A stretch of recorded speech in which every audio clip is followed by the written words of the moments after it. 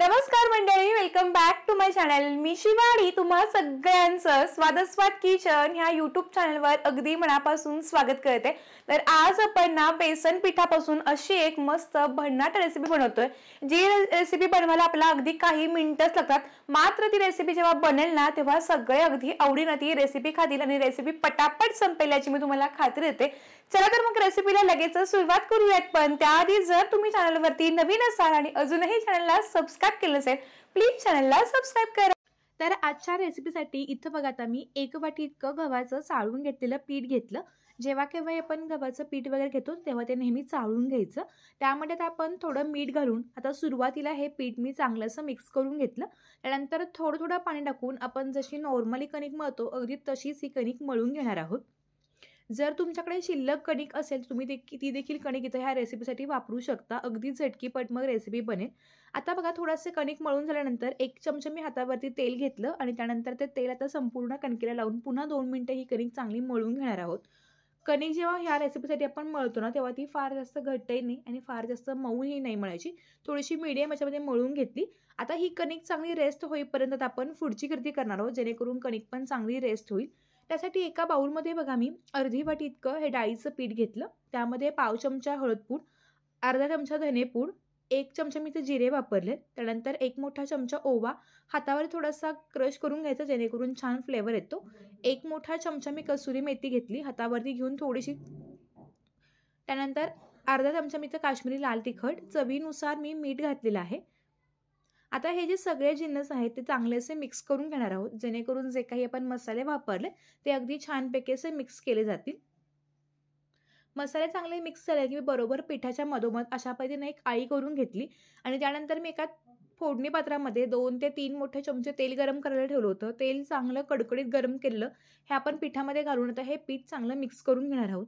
अशा पद्धतीने ह्या बेसनच्या पिठाला चांगली खमंग फोडणी बसते. जे काही हिंग घातलेले आहे, जिरे घातलेले आहेत ना ते या पिठामध्ये अगदी छानपैकी मिक्स होतात आणि अगदी खूप छान असा फ्लेवर येतो आणि डाळीच्या पिठाचा देखील कच्चेपणा अगदी निघून जातो. त्यामुळं गरम कडकडीत तेलामुळे अगदी सुगंधही खूप छान येतो. अगदी मस्त असं आपलं हे डाळीच्या पिठाचं जे स्टफिंग तयार आहे ते अगदी छान तयार झाले. तुम्ही बघू शकता जास्त घट्टही नाही आहे आणि जास्त पातळही नाही आहे. जो काही मसाला तयार झाला तो अगदी खमंग तयार झाला आहे. तोपर्यंत इथं बघा 10 ते 15 मिनिटं पण झाली होती. आता कणिक बघा चांगली रेस्ट झाली. आता पुन्हा आता मी चांगली अशी मळून घेते आणि त्यानंतर त्याचे आपण समान भागामध्ये गोळे करून घेणार आहोत. तुम्ही जर चॅनलवरती नवीन असाल आणि अजूनही चॅनलला सबस्क्राईब केलं नसेल तर प्लीज चॅनलला सबस्क्राईब करून त्या पुढील बेल बटनला क्लिक करायला पण विसरू नका जेणेकरून माझे असे छान व्हिडिओ झाले त्याचे नोटिफिकेशन तुम्हाला लगेच तुमच्यामध्ये बघायला मिळतील. तर आता इथं बघा मी साधारणपणे फुलक्याच्या आकारावर गोळे करून घेतले आणि त्यानंतर गव्हाच्या पिठामध्ये हे गोळून आपण साधारणपणे आपण ज्या पद्धतीने चपाती किंवा फुलका लाटतो ना अगदी त्याच पद्धतीने मी हे लाटून घेते. बऱ्याचदा मुलं पोळी भाजी खायला नाही म्हणतात त्यावेळी आपण काय द्यायचं हा प्रश्न पडतो. तर तुम्ही नक्कीच अशी ही रेसिपी देऊ शकता. कमी वेळात बनते, घरातल्या साहित्यामध्ये बनते त्यामुळे तुम्ही आयत्यावेळी देखील नक्कीच बनवू शकता. आता बघा ही चपाती पूर्णपणे लाटून तयार झाल्यानंतर जे काही आपण मगाशी बेसन पिठाचं स्टफिंग तयार करून घेतलं होतं त्यातलं 1 चमचावरून मी स्टफिंग ह्याच्यावरती घालून आता हे सगळीकडे संपूर्ण पसरवून घेते. जर हे थोडंसं घट्टसर वाटलं तुम्ही थोडंसं हलक्या हाताने देखील ते पसरवू शकता. पण पुन्हा तेल वगैरे घालण्याची अजिबात गरज नाही आहे. हे अशा पद्धतीने हाताने छानपैकी सगळीकडे पसरलं जातं. तर सगळीकडे हा मसाला बघा पसरवून झालेला आहे. अशा पद्धतीनं मसाला हा पसरून झाला की तुम्हाला व्हिडिओमध्ये दिसतंय अगदी त्याच पद्धतीनं मी ह्या चपातीची गुंडाळी करून घेते.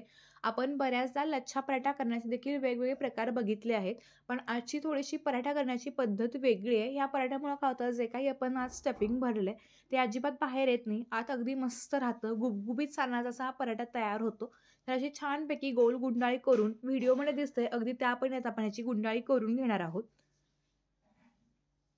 बऱ्याच वेळा घरात भाजीला काही नसेल तर त्यावेळी पण तुम्ही नक्कीच ही रेसिपी देऊ शकता.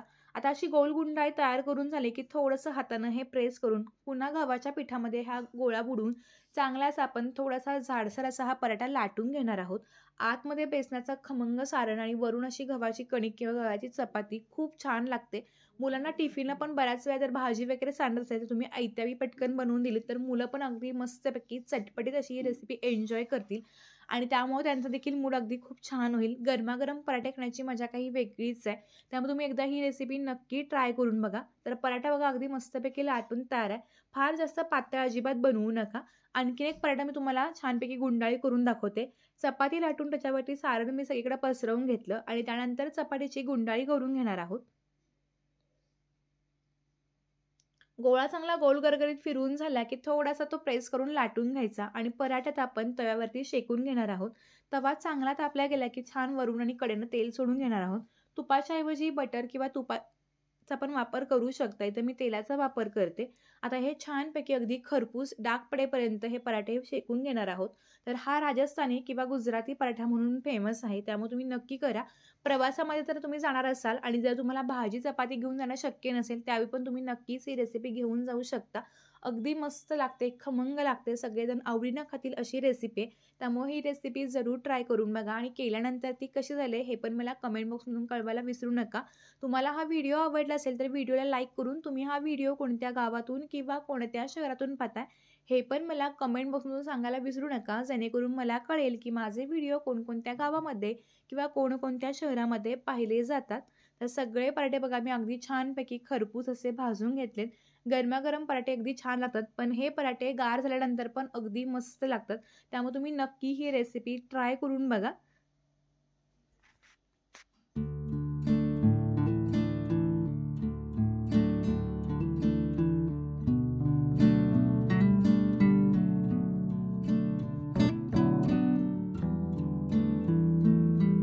तर तुम्हाला माझी आजची ही रेसिपी कशी वाटली हे मला जरूर कळवा आणि जर तुम्हाला ही रेसिपी आणि हा व्हिडिओ जरा जरी आवडला असेल तर नक्की व्हिडिओला लाईक करा.